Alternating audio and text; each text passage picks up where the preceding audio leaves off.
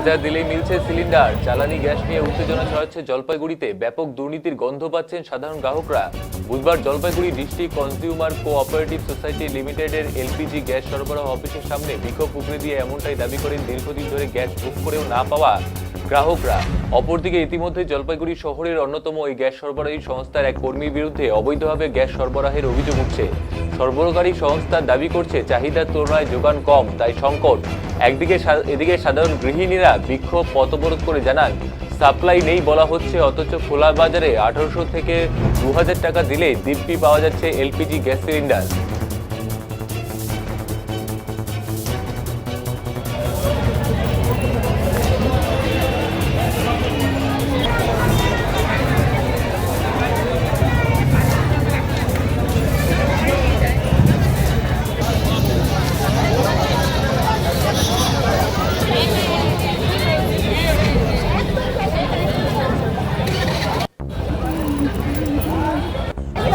Gas পাচ্ছি না, তার জন্য আজকে 10 দিন থেকে ঘুরতেছি, আমরা গ্যাস পাচ্ছি না। 30 তারিখে জমা দিয়েছি। ছোট আমাদের বাচ্চা আছে 2টা, বাচ্চাকে রেখে রোজ দিন আমরা লোকের বাড়িতে কাজ করি। তারপরে যদি আমরা এখানে এসে গ্যাস না পাই, আমার উনানে রান্না করে খাইতে লাগে ছোট ছোট বাচ্চা নিয়ে। গ্যাসের দোকান কি বন্ধ আজকে? হ্যাঁ, আমরা তালা মেরে রাখছি।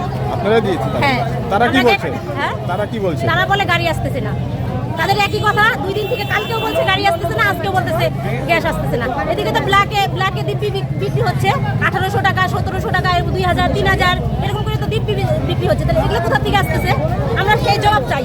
আমাদের আজকে জবাব দিতে লাগবে, নাহলে আমাদের আজকে গ্যাস দিতে লাগবে, আমরা নাহলে আমরা যাবো না। পথ আমরা আজকে আটকাইছি, আমরা পথ ছাড়বো না। আমরা 30 তারিখে জমা দিছি, খালি বলো বুধবারে আসো, বৃহস্পতিবারে আসো, শুক্রবারে আসো, আছি আবার ঘুরায় দেয়। এত লোকের মধ্যে কাজকর্ম ছাড়ে অন্য বাড়িতে কাজ করি, বাসা বাড়িতে গ্যাস পাচ্ছি না। তারিখে বুক করেছি, মার্চ মাসের 17 তারিখে। সেই বুকিংটা এরা দেয়নি মাল, হোম ডেলিভারি। তারপরে 31 তারিখে বই জমা দিয়েছি। আজকে ডেট দিচ্ছে, আজকে আপনাকে সবার ফার্স্টে দেওয়া হবে। আপনি বয়স্ক মানুষ, দেওয়া হবে।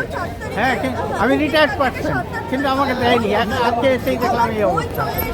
6 তারিখে বুক করেছি, মার্চ মাসের 17 তারিখ।